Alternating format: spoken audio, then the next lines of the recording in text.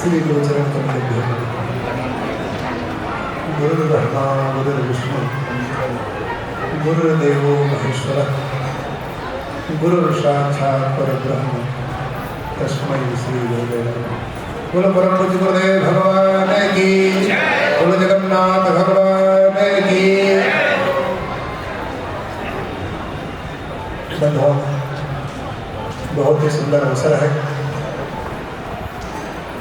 आज एकादशी का पावन पर्व, उसी पर्व में हम और आप सब लोग सम्मिलित हुए हैं।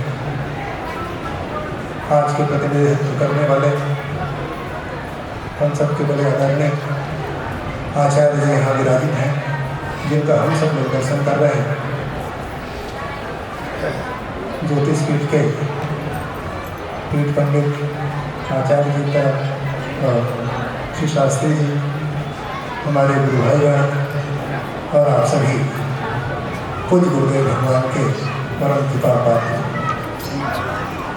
ये परम हंसी क्षेत्र वो क्षेत्र है, जैसे कोई काशी से आता रहा तो हम लोग बचपन से अपने क्षेत्र में देखते रहे तो लोग कहते थे अच्छा काशी से आया है, तो लोग दौड़ पड़ते थे। काशी मतलब विश्वनाथ भगवान के स्वरूप से कोई आया हुआ है। तो वृंदावन से आ जाए तो पूरा क्षेत्र दौड़ते थे वृंदावन से। वैसे ही बंधु, जिस क्षेत्र से हम आए हैं, कोई परमहंसी का कोई भी चला जाए, कोई क्षेत्र से चला जाए तो वैसे ही दौड़ पड़ते हैं जैसे पहले कोई काशी से दौड़ते थे काशी। वैसे ही ये क्षेत्र आपको इसका कितना अनुभव पता नहीं, उस क्षेत्र में या किसी क्षेत्र में आप जाके देखिए, परमहंसी क्षेत्र के आसपास से कोई ये बता दे कि परमहंसी क्षेत्र से आया है तो मानव ऐसे समझते हैं कि साक्षात गुरु जी का कोई प्रतिनिधि यहाँ आ गया है और उनसे करते हैं। ये पूज्य गुरुदेव भगवान वो क्षेत्र बना के चले गए हैं, वो परम पावन धाम बना करके चले गए हैं। जैसे भगवान निर्गुण निराकार होते हुए भी, अनाम होते हुए भी जैसे नामधारी हो जाते हैं, निर्गुण निराकार होते हुए भी जैसे सर्व रूप में आ जाते हैं, जो सर्वशक्तिमान होते हुए भी उपासना करते हैं, देवाराधना करते हैं, गृहस्थ में प्रवेश करते हैं, वैसे ही जैसे भगवान, वैसे ही पूज्य गुरुदेव भगवान विरक्त होते हुए भी, सन्यासी होते हुए भी, शंकराचार्य होते हुए भी एक एक के जनमानस के एक एक के पटल में ऐसे बैठ गए हैं जिनको कभी भी कोई भुलाया नहीं जा सकता। जैसे गृहस्थों के लिए कहा गया है, कुछ ऐसे धर्म गृहस्थों के लिए बताए गए हैं जिसमें बताया गया है कि आतिथ्यम सुरपूजनम प्रतिदिनम मिष्ठान्न पानम गृहे साधो संग उपासना तत्व धन्यो गृहस्थ आश्रम। गृहस्थ आश्रम को जैसे धन्य धन्य कहा गया है, उसके कुछ नियम बताए गए हैं, उसी नियमों का भगवान ने क्रियान्वयन किया है। यद्यपि भगवान को कोई आवश्यकता नहीं थी इस चीज की, सर्वशक्तिमान है, व्यापक ब्रह्म निरंजन निर्गुण विगत विनोद, व्यापक है, ब्रह्म है, निरंजन है, निर्गुण है, निराकार है। उसके बाद भी भगवान जगन्नाथ ने करके दिखाया। अगर बचपना अगर हो तो बचपना में क्या होना चाहिए कि भगवान कृष्ण ने करके दिखाया। अगर बाल क्रीड़ा करनी है तो कैसी बाल क्रीड़ा करनी है जिनका सतत बोलना लीला के द्वारा लोग देखते हैं, सुनते हैं। तो भगवान कृष्ण ने दिखाया कि अगर बाल लीला भी करनी है तो बाल लीला कैसे की जाती है। भगवान ने दिखाया अगर युद्ध भी करना है तो कैसे युद्ध किया जाता है। युद्ध करके उन्होंने दिखाया, ऐसे नहीं एक दो दिन का कर लो, युद्ध करना है तो युद्ध कैसे की जाती है, दुश्मनी करना है तो कैसे करनी है, मित्रता करनी है तो कैसे करना चाहिए, अतिथि की सेवा करनी है तो कैसे करना है, विवाह करना है तो कैसे करना है, विवाह के बाद गृहस्थ में प्रवेश करना है तो कैसे करना है, और अगर परम धाम भी जाने का अगर अवसर आए तो कैसे जाना चाहिए। ये भगवान ने जैसे करके दिखाया है वैसे ही एक एक चीज गुरु जी करके दिखाए। अगर बचपना में जीवन जीना है तो कैसे जीना चाहिए, अगर ब्रह्मचारी हो गए रहना चाहिए। अगर सन्यासी बने तो कैसे बने, बंधु जाने कितने सन्यासी हुए होंगे, पर जब गुरु जी जब चलते थे हमने सुना है, देखा तो नहीं है, और अपने गुरु भाइयों से, गुरुजनों से हम लोगों ने सुना है कि जब गुरु जी महाराज जब चलते थे तो दौड़ पड़ते थे पीछे पीछे कि महात्मा जा रहा है, लोग दौड़ते थे, गुरु जी चलते थे।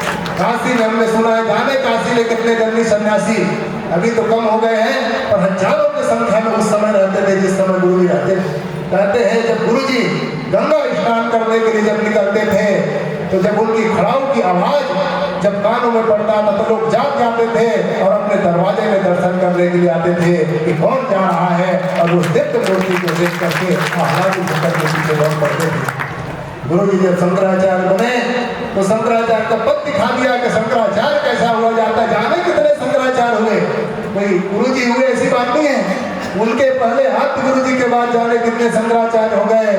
परंतु उन्होंने उस पीठ पर बैठ करके, उस गद्दी पे बैठ करके गुरु जी ने दिखाया कि शंकराचार्य की क्या महिमा होती है, शंकराचार्य जी का क्या प्रभाव होता है, शंकराचार्य जी क्या होते हैं।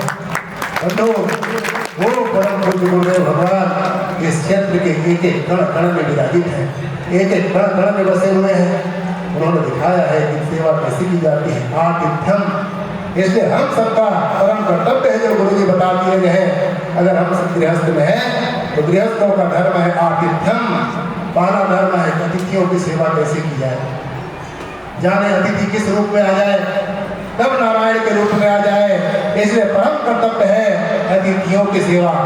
आतिथ्यम सुर पूजनम प्रतिदिनम, प्रतिदिन देवताओं की पूजा होनी चाहिए, और देवता केवल मंदिर वाला या घर वाला ही नहीं, हमारे यहाँ शास्त्रों में कहा गया है गुरुदेवो भव, मातृदेवो भव, पितृदेवो भव, अतिथि देवो भव, ये सब देवता हैं। इस देवता की प्रतिदिन पूजा होनी चाहिए। जिसके घर में बड़े बूढ़ों की रोज पूजा होती है, जिनके घर में माता पिता की पूजा होती है, जिनके यहाँ वृद्धों की पूजा होती है, वही गृहस्थ धर्म माना जाता है। इसीलिए तो गुरु जी ने वृद्धाश्रम खोल करके, याद भी आप अपने घर में नहीं कर पाए, गुरु जी ने यहाँ खोल करके दिखा दिया कि वृद्धों की सेवा कैसे की जाती है। आतिथ्यम सर्वभोजनम प्रतिदिनम मिष्ठान्न पानम गृहे, जिस घर में प्रतिदिन मीठा खाया जाता है वो घर धन्य कहा जाता है। तो किसके किसके घर में रोज मीठा खाया जाता है पता नहीं, रोज मीठा बनना चाहिए, रोज मीठा खाना चाहिए। तो मीठा मतलब केवल गुड़ शक्कर वाला नहीं, मधुर वचन है औषधि, मधुर वचन है मधुर वचन, ये हर घर में होना चाहिए।